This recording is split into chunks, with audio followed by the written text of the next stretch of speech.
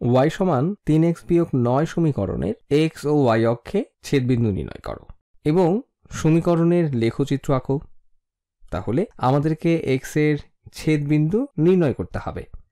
আমি এটাকে x অক্ষের ছেদ বলে অভিহিত করব, আর এটি হলো লেখচিত্রের সেই জায়গা যেখানে লেখরেখাটি x অক্ষকে ছেদ করে। আচ্ছা, কোথায় তাহলে রেখাটি x অক্ষরেখাকে ছেদ করছে? মনে রাখবে, আনুভূমিক রেখাটি হলো x অক্ষরেখা। তাই যখন কোনো রেখা x অক্ষকে ছেদ করে তখন আমরা এটাকে চিহ্নিত করতে কি ব্যবহার করি? আমরা এর অবস্থান সম্পর্কে কি জানি? x এর স্থানাঙ্কের মান যে কোনো কিছুই হতে পারে, কিন্তু এর y স্থানাঙ্ক অবশ্যই হবে 0। যদি আমরা কোনো অক্ষকে ছেদ করার কথা বলি তাহলে আমরা বুঝব আমরা ওই অক্ষরেখায় অবস্থান করছি। অর্থাৎ আমরা যখন y অক্ষরেখার ছেদবিন্দুর কথা বলবো তখন আমরা কি বুঝব? আমরা বুঝব যে এটি হলো সেই বিন্দু যেখানে y অক্ষরেখার উপরে অথবা নিচে যে কোনো দিকে যেখানে লেখরেখাটি ছেদ করেছে। অর্থাৎ আমরা যদি y অক্ষে অবস্থান করি তাহলে এর মান যে কোনো কিছু হতে পারে এবং তা নির্ভর করবে লেখের অক্ষরেখার কোন বিন্দুতে আমাদের লেখরেখাটি ছেদ করছে। কিন্তু আমরা ডানে অথবা বামে কোনো অবস্থান নিতে পারছি না, কারণ আমরা জানি y ছেদ বিন্দুতে আমাদের x এর মান 0। তাহলে এখানে আমাদের x এর স্থানাঙ্ক 0। তাহলে উক্ত বিন্দুটি নির্ণয় করতে আমাদের শুধুমাত্র সমীকরণের মাধ্যমে y স্থানাঙ্কের মান নির্ণয় করতে হবে। এখানে x অক্ষরেখার ছেদ বিন্দুতে y স্থানাঙ্কের মান 0। তাহলে আমরাও প্রথমে y এর মান 0 বসিয়ে x এর সমাধান বের করি।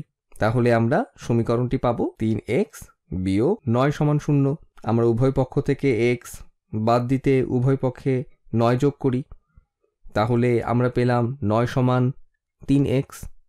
আমরা উভয় পক্ষকে 3 দ্বারা ভাগ করি। তাহলে আমরা x এর মান পেলাম 3। তাহলে x ও y এর স্থানাঙ্ক পেলাম এবং এরা অক্ষরেখার উপর অবস্থিত। আমি এদের স্থানাঙ্ক সঠিকভাবে লিখি। x এর স্থানাঙ্ক সবসময় আগে লিখতে হয়। তাহলে এটা হবে 3,0। আচ্ছা, এটা হলো আমাদের মূলবিন্দু 1 2 3। তাহলে 3 হচ্ছে ঠিক এইখানে, আর এটা হলো বিন্দু 3,0। এটি হলো x অক্ষে ছেদবিন্দু। খেয়াল রাখবে, x অক্ষে এর অবস্থান হওয়ার কারণে y এর স্থানাঙ্কের মান 0। আমরা কিন্তু এর স্থানাঙ্ক 0 হওয়ার কারণে উপরে বা নিচে কোনো ঘর যায়নি। তার মানে যখনই x এর ছেদবিন্দুর কথা বলা হবে তখন সাথে সাথে তুমি ধরে নিবে y এর স্থানাঙ্কের মান 0 হবে। তাহলে আমরা x এর স্থানাঙ্কের মান নির্ণয় করে ফেললাম। তাহলে এখন আমরা y অক্ষরেখার ছেদবিন্দু বের করব। তাহলে y এর ছেদবিন্দুতে x এর মান অবশ্যই হবে 0। তাহলে এর মান হবে y সমান 3x। এখন x সমান 0, তাহলে 3 গুণ 0 বিয়োগ 9, কিন্তু 3 গুণ 0 হলো 0। আচ্ছা, তাহলে এর মান শুধু ঋণাত্মক 9। তাহলে আমাদের কাঙ্ক্ষিত বিন্দুটি হচ্ছে 0, ঋণাত্মক 9। তাহলে x এর মান 0, তখন y এর মান ঋণাত্মক 9। 1 2 3 4 5 6 7 8 9। আর এটি হচ্ছে আমাদের কাঙ্ক্ষিত বিন্দু 0, ঋণাত্মক 9। মনে রাখবে, এটি y অক্ষরেখার উপরে অবস্থান করছে, যার কারণে আমরা এটিকে y অক্ষছেদ বলছি। আর এখানে কিন্তু আমাদের x এর মান ছিল 0। এ কারণে আমরা ডানে বা বামে অবস্থানের পরিবর্তন করিনি। আমাদের রেখা আঁকার জন্য শুধুমাত্র দুটি বিন্দু দরকার ছিল, আর আমরা তা পেয়ে গেছি। তাহলে আমরা আমাদের লেখচিত্রটি এঁকে ফেলি। আমরা শুধুমাত্র বিন্দুগুলোকে যোগ করব। তাহলে আমাদের লেখচিত্রটি হবে অনেকটা এরকম।